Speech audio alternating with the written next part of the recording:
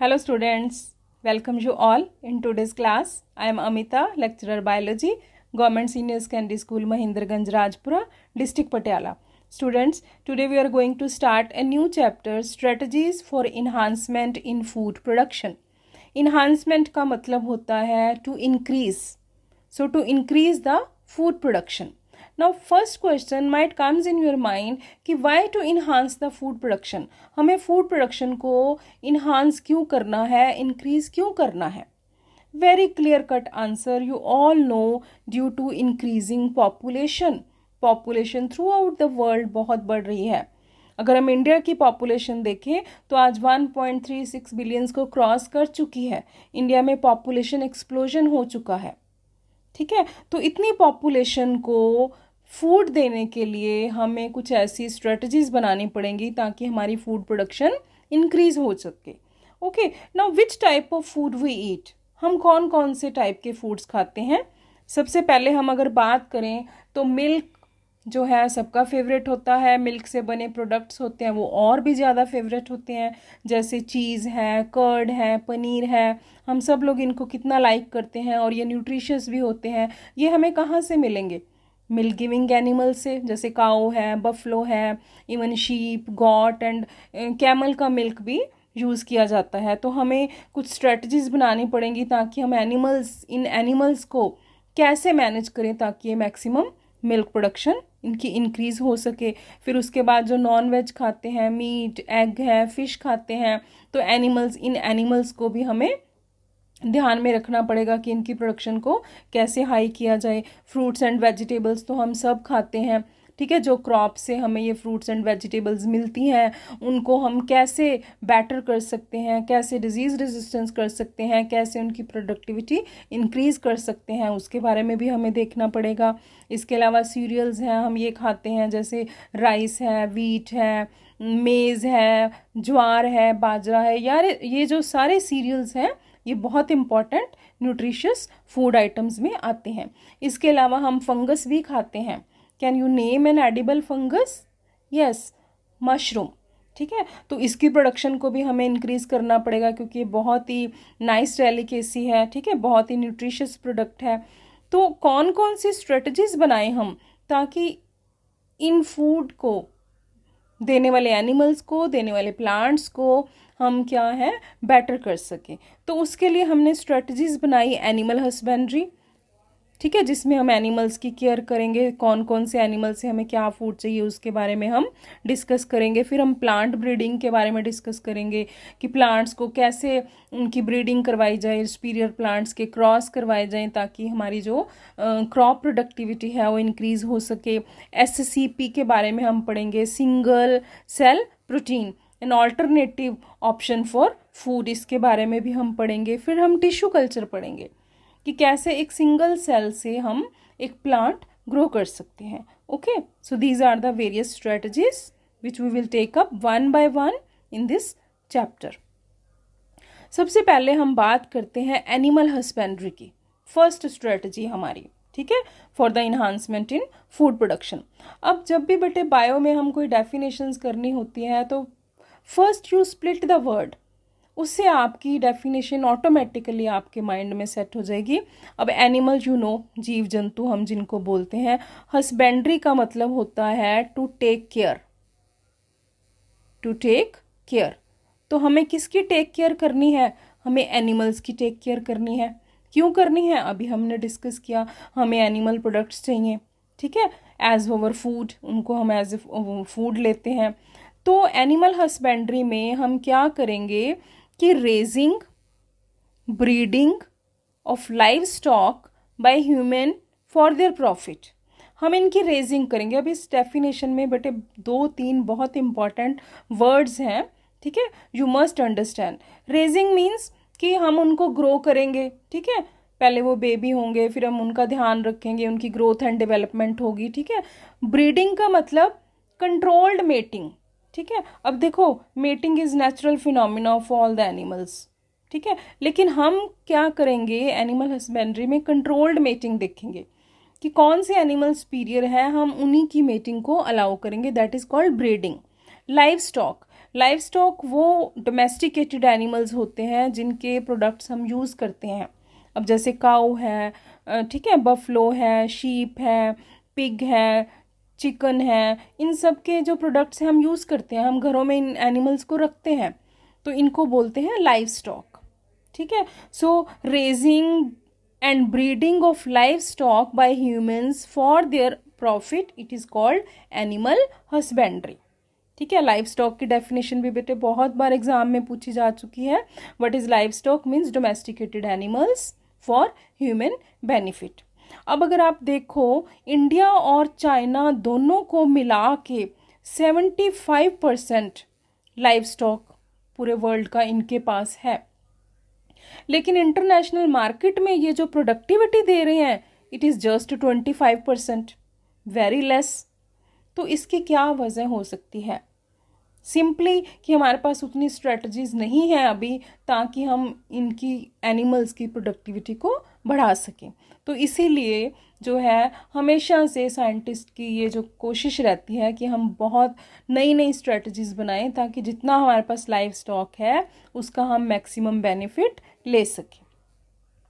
तो हमें क्या करना है फिर अपनी स्ट्रेटजी में? सबसे पहले मैनेजमेंट करनी है एनिमल्स की। ठीक है, अब एनिमल हस्बेंड्री में आपके पास डेयरी फार्म मैनेजमेंट भी आ जाएगी।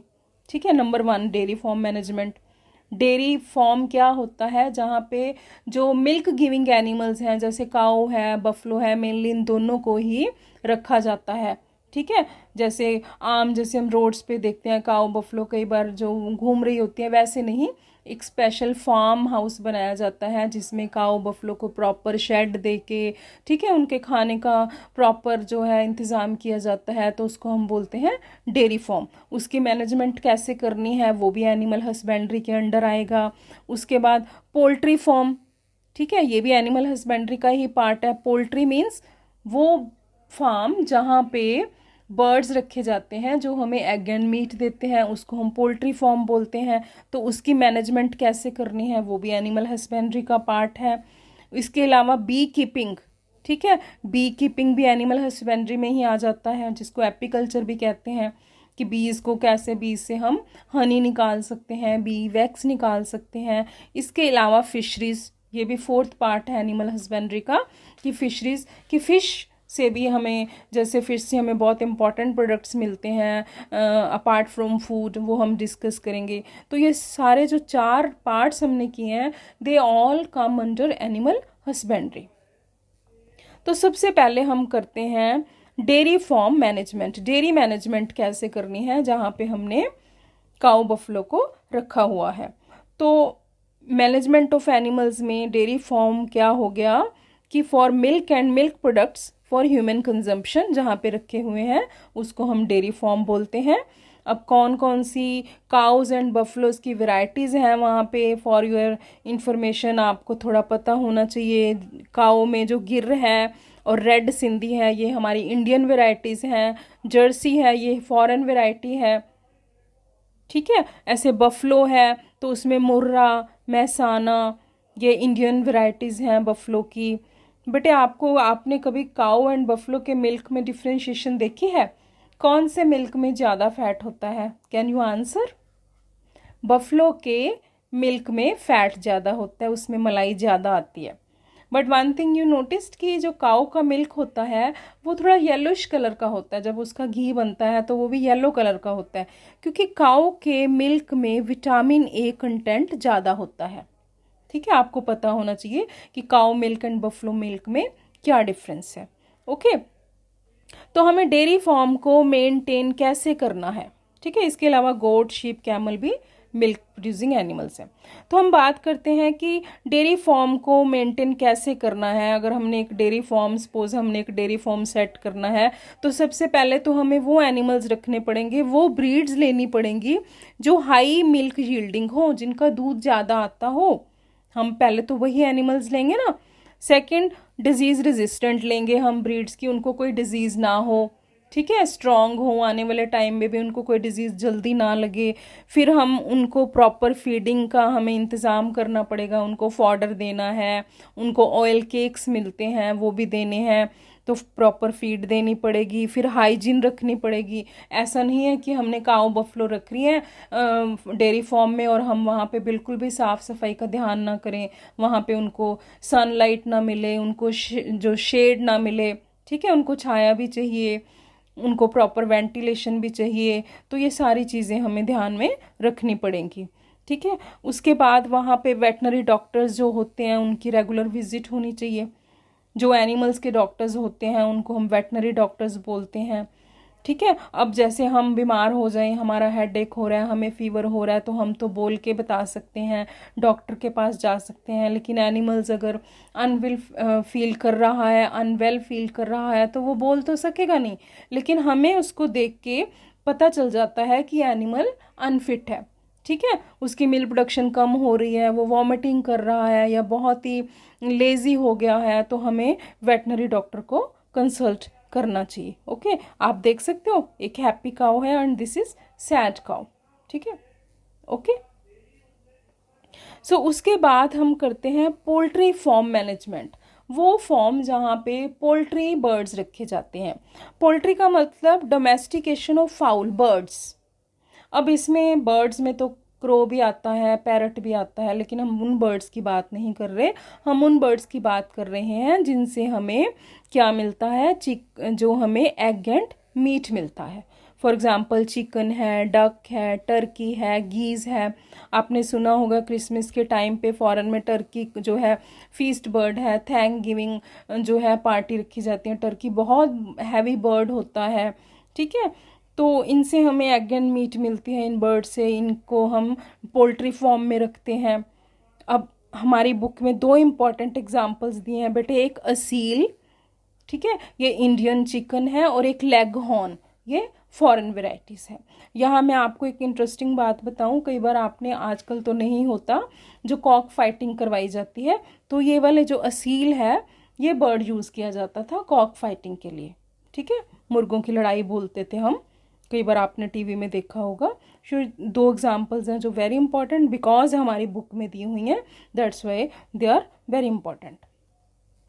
अब यहाँ पे कुछ इंपॉर्टेंट टर्म्स हैं जो आपको क्लियर होनी चाहिए। कुछ होते हैं ब्रॉयलर बर्ड्स। ब्रॉयलर मीन्स जिनसे हमें मीट मिलती है, ब्रॉयलर बर्ड्स। कुछ होते हैं लेयर्स, जिनसे हमें एग्स ही चाहिए, उनको हम लेयर्स कहते हैं। एक टर्म है culling, mass killing of fowl. Culling means कि कभी बर्ड्स को जैसे डिजीज़ हो जाए, पोल्ट्री फार्म में कोई डिजीज़, सारे बर्ड्स को डिजीज़ लग गया, तो हमें उनकी मास किलिंग करनी पड़ती है, ठीक है, उसको हम बोलते हैं कलिंग। अब इनको डिजीज़, वायरल डिजीज़ भी हो सकते हैं, ठीक है। बर्ड फ्लू 2003 में बर्ड फ्लू हुआ था H5N1 वायरस से, तो बहुत से बर्ड्स को उनकी कलिंग करनी पड़ी थी। ऐसे एक और वायरल डिजीज़ है Ranikhet disease, new castle disease भी बोलते हैं। तो ये कॉमन वायरल डिजीज़ हैं जो पोल्ट्री फार्म में हो सकते हैं। तो उसके लिए हमें फिर इनका ध्यान रखना पड़ेगा। हमें पोल्ट्री फार्म की भी मैनेजमेंट करनी पड़ेगी, जैसे हमने डेयरी फार्म मैनेजमेंट की, उसी तरह से ही हमें जो ध्यान में रखना पड़ेगा कि जहाँ पे आपने पोल्ट्री फार्म सेटअप किया है वहाँ पे वेंटिलेशन होनी चाहिए, हाइजीन होनी चाहिए, उनको फीड चाहिए, ठीक है। डिजीज़ रेजिस्टेंट वेराइटीज़ होनी चाहिए। अगर उनको डिजीज़ हो गया है तो फिर इनको भी हमें क्या देनी पड़ेगी, मेडिकल हेल्प देनी पड़ेगी, ठीक है। Every time we can not done culling, okay. So पहले ये हमें ध्यान रखना पड़ेगा। सो ये तो थी पोल्ट्री फार्म मैनेजमेंट। उसके बाद हम करते हैं एपीकल्चर, ठीक है। आप अब देख ही रहे हो एपीकल्चर में क्या है, हम शहद की मक्खियों को पाल रहे हैं, इसको बी कीपिंग भी कहते हैं। और ये एक कॉटेज इंडस्ट्री है। कॉटेज मीन कि छोटी सी जो हम अपना काम शुरू कर सकते हैं, हम अपने गार्डन में भी शुरू कर सकते हैं। इसके लिए हमें कोई इंटेंसिव लेबर की नहीं ज़रूरत कि हमें 50-60 जो हैं वर्कर्स चाहिए, ऐसा नहीं होता है। Not a labour intensive industry. और इसके बहुत इंपॉर्टेंट दो प्रोडक्ट्स हैं बी कीपिंग के। एक तो आपको पता ही है Honey, which is very nutritious and इसकी मेडिसिनल वैल्यूज़ भी बहुत है। इसके अलावा बी वैक्स, कभी आपने जो इनकी हाइव्स टूटी हुई कई बार नीचे गिरी होती हैं तो आपने वाइट कलर का एक नेट लाइक स्ट्रक्चर देखा होगा, that is B wax and it is used in cosmetics, जो क्रीम्स वगैरह बनाने के काम आता है, पॉलिशिंग इंडस्ट्रीज़ में यूज़ किया जाता है। इम्पॉर्टेंट वेराइटीज़ की अगर हम बात करें शहद की मक्खी की, तो एपिस इंडिका ये हमारी इंडियन वेराइटी है। और अगर हमें कमर्शली हनी को प्रोड्यूस करना है तो उसके लिए Apis mellifera important variety of honey bee, ठीक है, जो कमर्शली यूज़ की जाती है। अब एपायरी, इम्पॉर्टेंट टर्म एपीकल्चर में है एपायरी। एपायरी क्या होती है? वो लोकेशन जहाँ पे आपने बी हाइव्स को सेट करना है, ठीक है। बी के हाइव्स मीन्स बी के छोटे छोटे घर बनाते हैं, मैं आपको अभी पिक्चर दिखाऊंगी। कहाँ पे हम सेट करेंगे बी हाइव्स? जहाँ पे गार्डन है, जहाँ पे जो फ्लावर्स के प्लांट्स बहुत हैं, क्योंकि बीज तो उन्हीं पे आती हैं, पॉलिनेशन करती हैं, वहाँ से वो अपना नेक्टर एब्जॉर्ब करती हैं। तो हमें नॉलेज होनी चाहिए कि हमने कहाँ पे एपायरिस सेट करनी है, ठीक है। उसके अलावा हमें बीज की भी नॉलेज होनी चाहिए, उनकी नेचर कैसी है, उनका हैबिट कैसा है, वेरी इंपॉर्टेंट, ठीक है। अगर हमने जो है एपीकल्चर स्टार्ट करना है, फिर उसके बाद हमें लोकेशन देखनी पड़ेगी कि एपायरी, जैसे मैंने कहा कि फ्लावरिंग एरिया है जहाँ पे, वहाँ पे हम एपायरी सेट करेंगे, ठीक है। Catching and hiving of swarms, swarms क्या होते हैं? ग्रुप ऑफ बीज। कभी आपने देखा हो कि एक बार से जो बी हाइव है वहाँ से पूरी जो बीज हैं, हनी बीज हैं, वो अपने हाइव से बाहर निकल के इधर उधर फ्लाई कर रही होती हैं, तो हम उसको कहते हैं स्वार्मिंग ऑफ बीज। तो उनको कैसे पकड़ना है, management of bee hives during different season, winter में उनको क्या रिक्वायरमेंट है बी हाइव्स की, समर में क्या रिक्वायरमेंट है, ये सारी नॉलेज हमें होनी चाहिए, तभी हम जो बेस्ट प्रोडक्टिविटी ऑफ हनी जो है प्राप्त कर सकते हैं। Handling and collection of honey, ठीक है, from the bee hives and as well as bee wax. अगर हमें इन सारे पॉइंट्स की नॉलेज होगी तभी हमारा जो बी कीपिंग का जो हमारा धंधा है, जो हम बिजनेस स्टार्ट करने लगे हैं, तो वो अच्छे तरीके से हो सकता है। ओके, ये अपायरी है, आप देखो यहाँ पे छोटी छोटी क्या जो इनके बी हाइव्स बना रखे हैं, ठीक है, गार्डन में, शेडो में। Clear? So these are apiaries. अब हम करते हैं नेक्स्ट एनिमल हस्बेंड्री में फिशरीज, ठीक है। Fishery means to catching, selling, processing of fish, mollusk and crustaceans, ठीक है। अब कॉमनली स्टूडेंट्स क्या सोचते हैं कि फिशरी में सिर्फ फिश ही आएगी। नो, फिशरी में हम mollusks को भी यूज़ करते हैं एज फूड। शेल फिश को खाते हैं, क्रस्टेशियंस में प्रॉन देखा होगा आपने, ठीक है, वो भी बहुत इंपॉर्टेंट एडिबल फूड है। फिशरी कहाँ की जाती है? कोस्टल एरियाज में, समंदर के आसपास, ठीक है। वहाँ पे फिशरीज का जो धंधा है बहुत अच्छा, जो अपना बिजनेस है लोग स्टार्ट करते हैं। फिशरी में भी आगे हम डिफ्रेंशिएट कर सकते हैं aqua culture and pisciculture. Aqua culture में हम एक्वाटिक प्लांट्स एंड एनिमल्स को ग्रो करते हैं। कल्चर का मीनिंग ही ग्रो करना है। ऐसा नहीं है कि हम समंदर में गए, हमने वहाँ से कुछ मच्छियाँ पकड़ी और सेल कर दी, दैट इज़ ऑल्सो फिशरी, लेकिन वो कल्चर नहीं कर रहे हम, ठीक है। एक्वा कल्चर में हम ग्रो करते हैं, ठीक है, plants and fish, plants and animals जो भी एक्वाटिक होते हैं।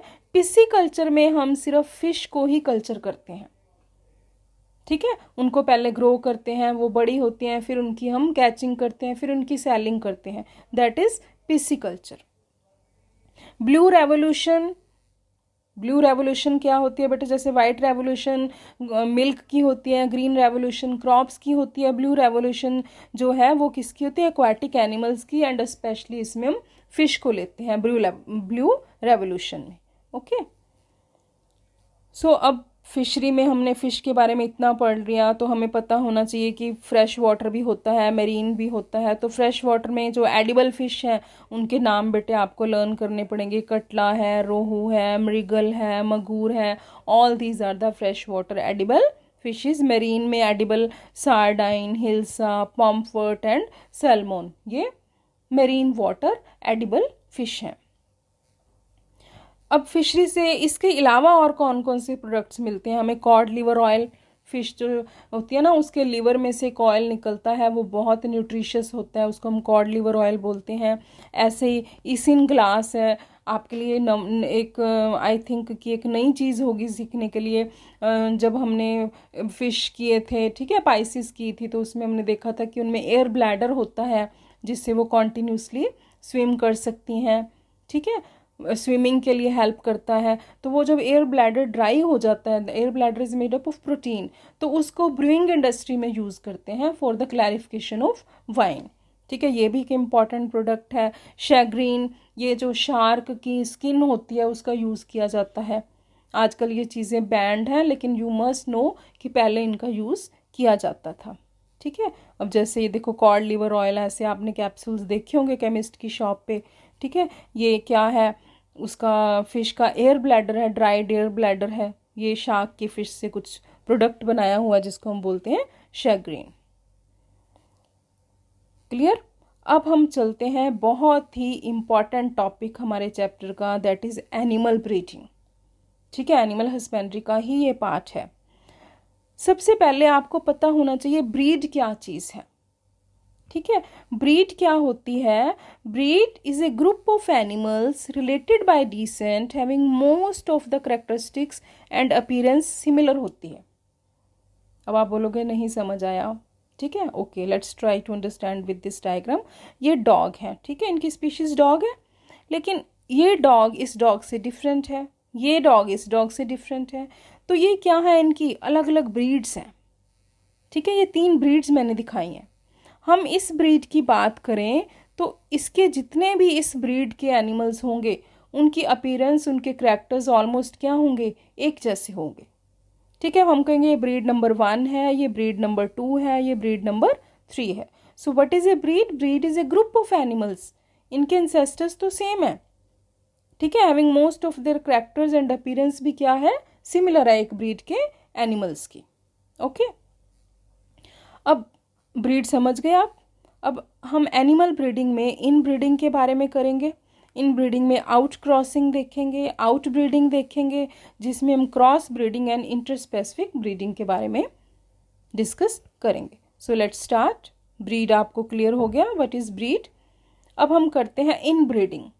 इन ब्रीडिंग मीन्स कि देखो, हम ये वाला टॉपिक क्यों पढ़ रहे हैं ब्रीडिंग का, क्योंकि हमने एनिमल्स से जो प्रोडक्ट्स लेने हैं उनको इन्हांसमेंट करना है, हमें सुपीरियर एनिमल्स की कंट्रोल मेटिंग करानी है। ठीक है, यहाँ पे मैंने डॉग की एग्जांपल ली, आप काऊ की एग्जांपल भी ले सकते हो। इन ब्रीडिंग का मतलब कि एक ही ब्रीड के जो एनिमल्स हैं उनको हमने उनकी मेटिंग करवानी है। ठीक है, चलो मैं आपको इस डायग्राम से समझाती हूँ। अब आप इसमें देखो, हमारे पास एक स्पीशीज़ ये है और एक स्पीशीज़ ये है, 2 डिफरेंट स्पीशीज़ हैं। एक ही स्पीशीज़ में हमारे पास 2 ब्रीड्स हैं। This is breed 1, this is breed 2। Clear. Breed 1 के 1 2 3 4 5 हमारे पास एनिमल्स हैं, ब्रीड 1 है ओनली। ओके, एक ही ब्रीड की बात कर रही हूँ मैं।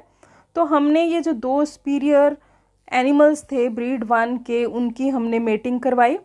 फर्स्ट जनरेशन में हमें इनके 3 इंडिविजुअल्स मिले। ठीक है, उनमें से जो सुपीरियर थे, ठीक है, उनकी हमने आगे मेटिंग करवा दी। सेकंड जनरेशन में भी हमें उनके 3 इंडिविजुअल्स मिले।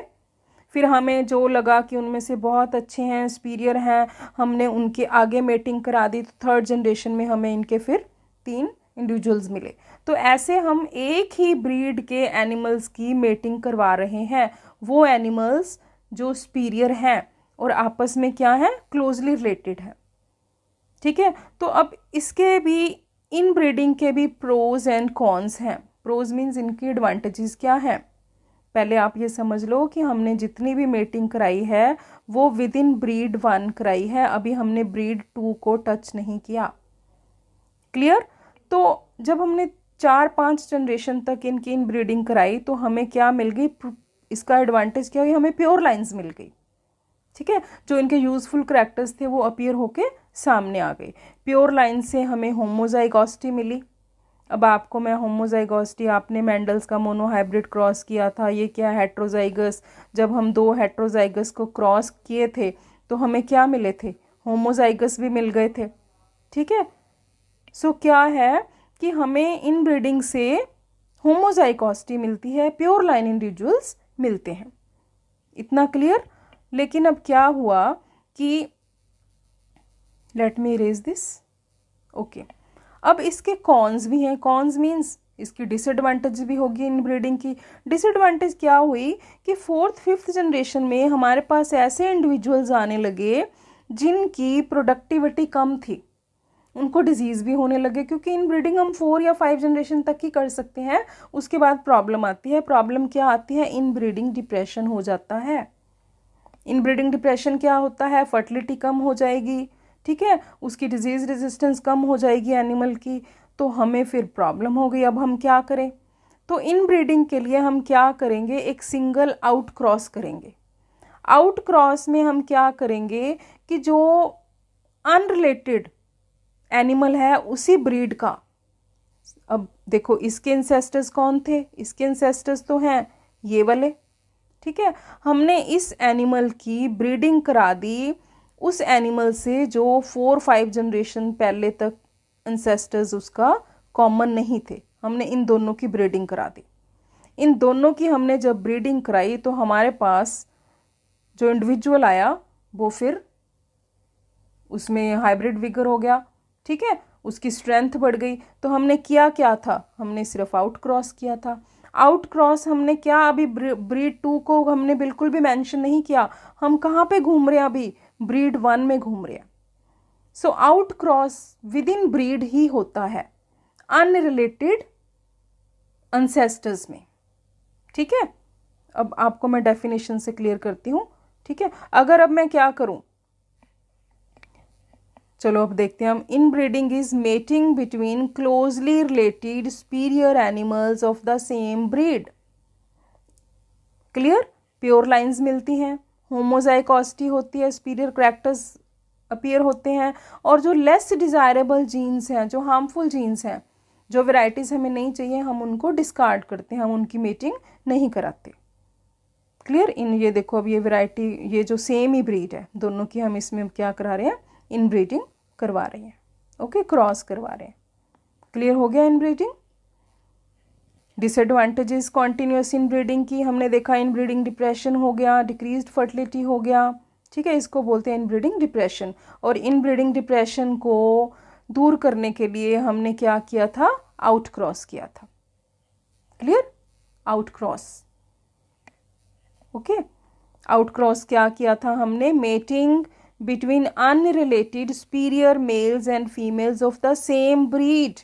सेम ब्रीड का ही हमने एनिमल लिया था जो कि 4-5 जनरेशन तक उनके एंसेस्टर्स कॉमन नहीं थे, ठीक है, but not having common ancestors for 5 to 6 generations.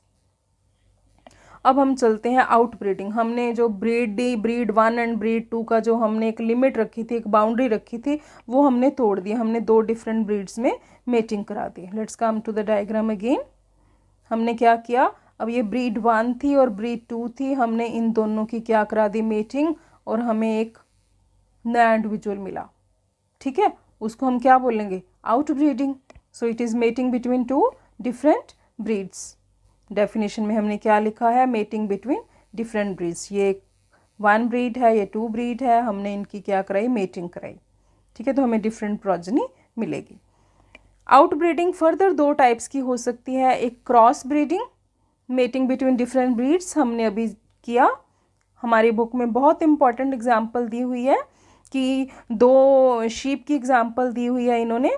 एक है शीप हमारी मेरिनो रैम्स, ठीक है, ये 1 ब्रीड है। उसके बाद बीकानेरी ईव्स, ये 2nd ब्रीड है। और इससे हमें एक न्यू ब्रीड मिली जिसका नाम रखा हुआ है हिजारडेल, और ये पंजाब में तैयार की गई है, ठीक है, new variety of sheep by cross breeding. Clear? दूसरी वैरायटी आउट ब्रीडिंग की है इंटरस्पेसिफिक ब्रीडिंग, ठीक है। Interspecific as the name indicate कि हमने 2 स्पीशीज ही अलग अलग ले ली, ठीक है। अब जैसे एक हॉर्स ले लो, एक डोंकी ले लो, उन दोनों की मेटिंग करा दो। हॉर्स एक अलग स्पीशीज है, डोंकी एक अलग स्पीशीज है, तो वो इंटरस्पेसिफिक ब्रीडिंग होगी। उसकी एग्जांपल हमने ली म्यूल।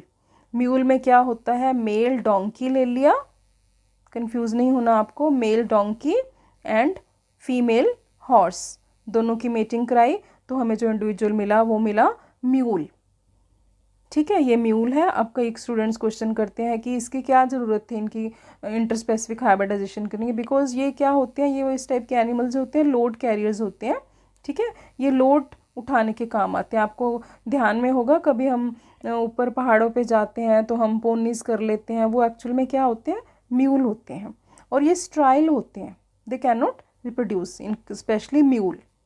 और भी एग्जांपल्स हैं इंटरस्पेसिफिक हाइब्रिडाइजेशन की, ये लाइगर है, ठीक है। लाइगर में हमने क्या लिया है, मेल लॉयन लिया है। इसमें बेटे जो नाम फर्स्ट में आ रहा है ना लाई, तो आपने उसको मेल लेना है, म्यूल में एक्सेप्शन है। मेल लाइन लिया, फीमेल हमने टाइगर लिया, तो हमने लाइगर बना लिया इंटरस्पेसिफिक एनिमल।